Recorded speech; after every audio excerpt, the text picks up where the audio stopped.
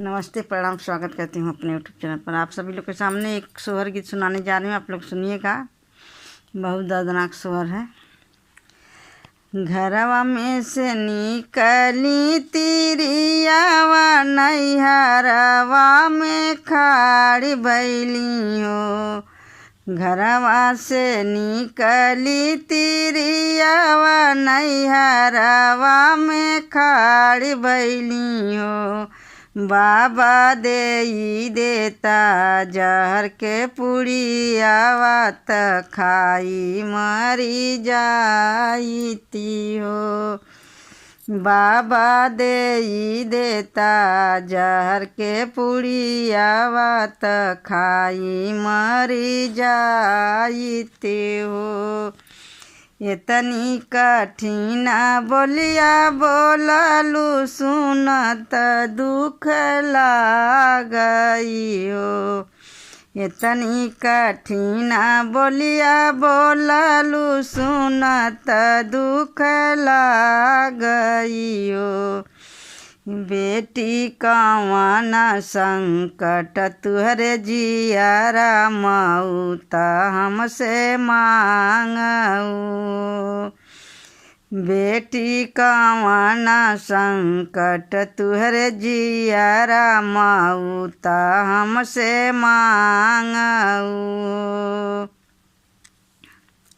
सासु मोरी देवेली गारी, ननद बोलिया बोलइयो।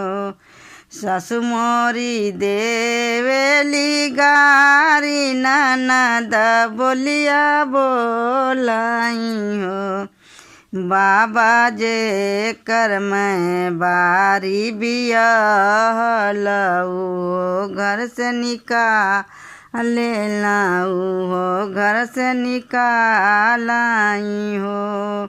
बाबा जे कर मैं बारी बियहुती हो, घर से निकालू हो, घर से निकालाई हो।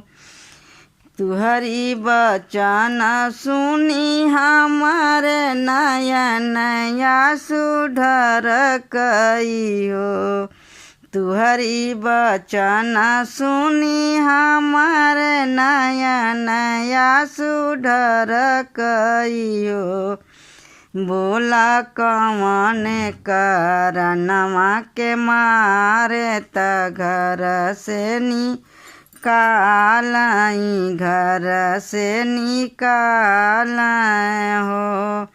बोला कवन करनवा के मारे, त घर से निकाले, त घर से निकालाई हो। बाबा मोरे धनवा से ही न रुपयावा से पातर हो।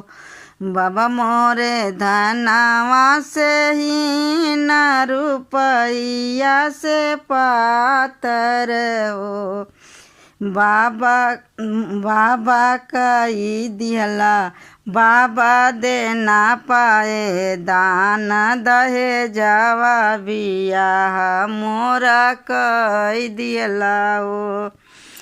बाबा दे ना पाए दान दहेजवा, बियाह मोरा कई दिहला ओ।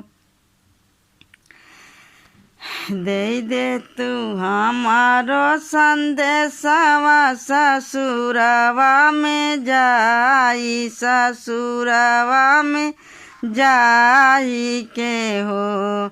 दे दे तू हमारो संदेशवा, ससुरवा में जाई, ससुरवा में जाई के हो। बेटी बड़ा बड़ा धन माटी मिल जाई है, परानी कामे आई है ओ। बड़ा बड़ा धन माटी में मिली जाई है, परानी कामे आई है, परानी कामे आई है हो।